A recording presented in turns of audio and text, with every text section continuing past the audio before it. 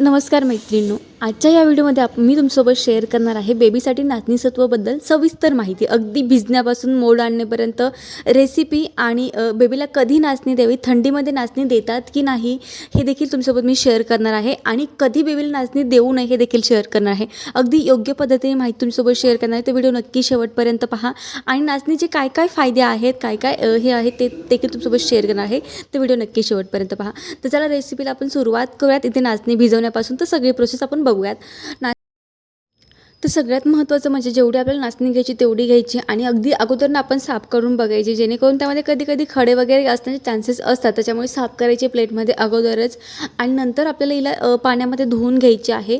पाण्यामध्ये आपल्याला 7 ते 8 वेळा पाण्यामध्ये धुवून घ्यायची आहे स्वच्छ पाण्याने, जेणेकरून त्यामध्ये जो काही कचरा असेल, जी काही घाण असेल, अगदी नाचणीमध्ये वेगळाच असा पांढरा व्हाईट कलरचा कचरा निघत असतो पाण्यामध्ये जेव्हा आपण टाकतो ना तेव्हा।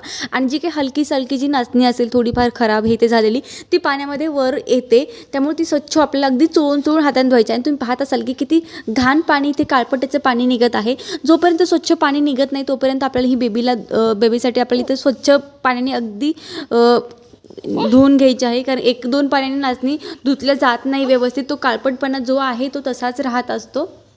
म्हणून 7 ते 8 पाणी धुवून घ्या। आणि हा कचरा पाहत असेल ना, तो मी असा चाळणीमध्ये गाळून घेतला आहे, जेणेकरून नाचणी खाली वाया जाणार, त्याच्यामुळे मी चाळणीतच पाणी टाकून घेतलं होतं।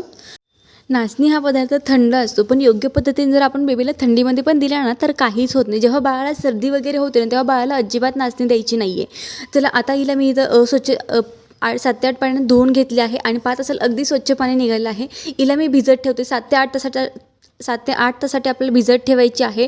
आणि नंतर आपल्याला याला मोड आणायला काढून घ्यायचं आहे। ते जे पाणी आहे आपण भिजत ठेवलं ते पाणी आपल्याला सगळं काढून घ्यायचं आहे। एका चाळणीमधून स्वच्छ गाळून घ्या। तुम्ही कपड्यामध्ये पण बांधू शकता, पण कुठल्याही जसं की मटकीला वगैरे आपण मोड आणतो ना, तर मी ह्याच चाळणीमध्ये मोड वगैरे आणायला ठेवते, म्हणून मी ह्याच चाळणीमध्ये मोड आणायला ठेवणार आहे। सगळं पाणी वगैरे सगळं नितळून घेईल आणि नंतर मग छान एखाद्या गरम जागेवर आपण याला हे मोड आणायला ठेवूयात। नाचणीचे खूप सारे फायदे आहेत लेकरांसाठी। हाड आणि दात मजबूत होतात। नाचणीमध्ये कॅल्शियम खूप जास्त प्रमाणात असतं, त्यामुळे बाळाची हाडांची वाढ चांगली होते।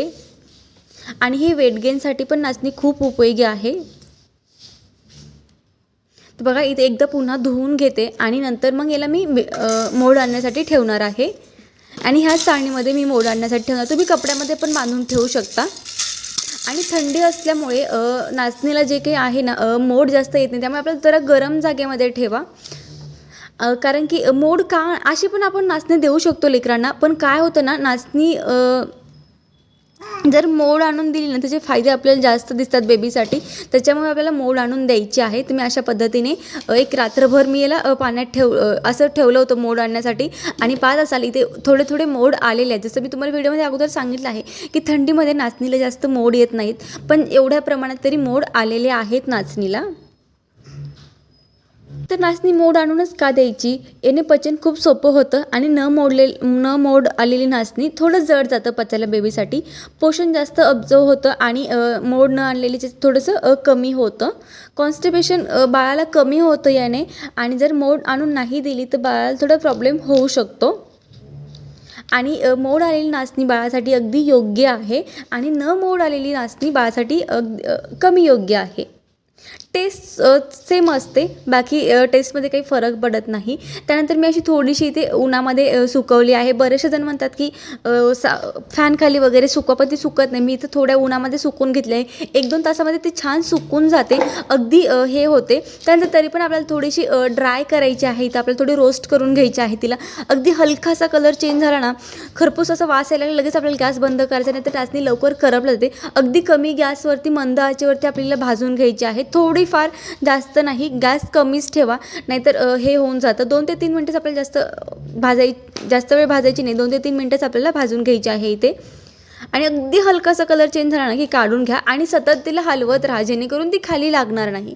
एकदा जर खाली लागली नाचणी ना, करपली ना, तर मग सत्व जे आपण बनवू बेबीसाठी त्याचा पण आपल्याला करपट वास येईल बेबीला। तर पहा इथे मी भाजून घेतलेली आहे। मोड आलेली नाचणी आयरन रिच असते, वेट गेनसाठी चांगली असते, हेल्दी आणि इम्युनिटी पण सुधारते याने। आणि शक्य तुम्ही मोड आलेलं नाचणी द्या. बाजारातलं पीठ विकत घेऊ नका, कारण की ते मोड आलेलं नसतं आणि म्हणून ते जास्त दिवस टिकतं. हे पण टिकतं पण त्याच्यापेक्षा कमी. पण मोड आलेली नाचणी जर आपण बाळाला दिली तर याने अगदी पचन त्याचं हलकं होऊन जातं. आणि जर मोड आलेली नसेल, आपण अशीच त्याला भिजवून पावडर करून दिली तर ते एवढं योग्य नाही आहे बाळासाठी. पचन त्याने जड होतं बाळाचं. पिलू इकडे ये. आणि आपण नाचणी रोस्ट करून घेतल्यानंतर, म्हणजेच भाजून घेतल्यानंतर आपल्याला थोडी थंड होऊ द्यायची आहे आणि नंतरच मिक्सरमधून आपल्याला ती काढायची आहे. कारण की थंड होऊन जर आपण नाही काढली, अशीच गरम गरम काढली ना तर लवकर पीठ खराब होतं ते नाचणीचं. त्याच्यामुळे थंड झाल्यानंतरच आपल्याला काढायची आहे.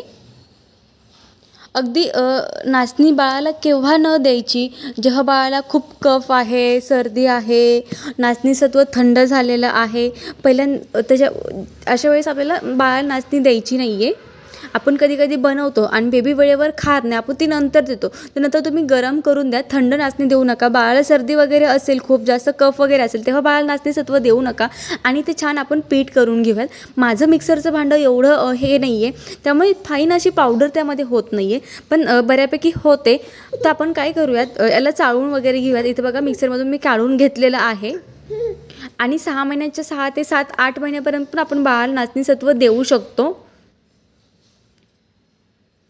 त्यामुळे मी चाळून घेत आहे. जो काही वरचा भाग निघेल तो जर पुन्हा मिक्सरला लावायचा असेल लावू शकता, नाहीतर कशामध्ये आपल्या पिठामध्ये वगैरे किंवा टाकून पण आपण देऊ शकतो त्याला. तर पहा इथे चाळून आपण घेऊयात, कारण की चुकून कधी बाबा एखादं राहिला आणि पिठामध्ये गेलं तर बाळ लहान आहे अजून, त्याच्या खाण्यामध्ये वगैरे जाण्याचे चान्सेस असतात. त्याच्यामुळे शक्यतो चाळूनच घ्या. आणि नाचणी सत्व बाळाला देताना नेहमी गरम किंवा कोमट करून द्या, थंड देऊ नका. आणि पाण्यात शिजवून घ्या.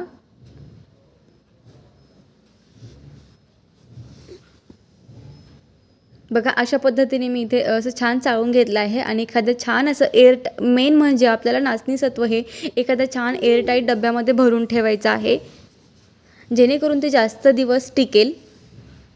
पहा अशा पद्धतीने वरचा एवढं जाडसर भाग त्याचा निघालेला आहे. आणि ते छान असं फाईन पावडर आपलं झालेलं आहे. आणि एखाद्या एअरटाईट डब्यामध्ये भरून ठेवा, जेणेकरून जास्त दिवस ते टिकेल.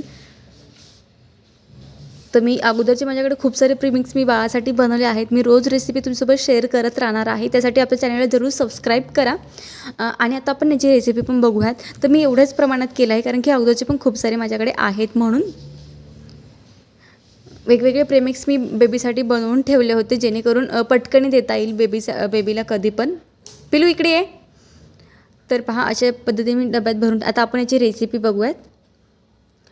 1 ग्लासभर पाणी घ्यायचं आहे आणि त्यात आपल्याला 2 चमचे हे टाकून घ्यायचे आहे, नाचणी सत्व जे पावडर आहे ते टाकून घ्यायचं आहे आपल्याला.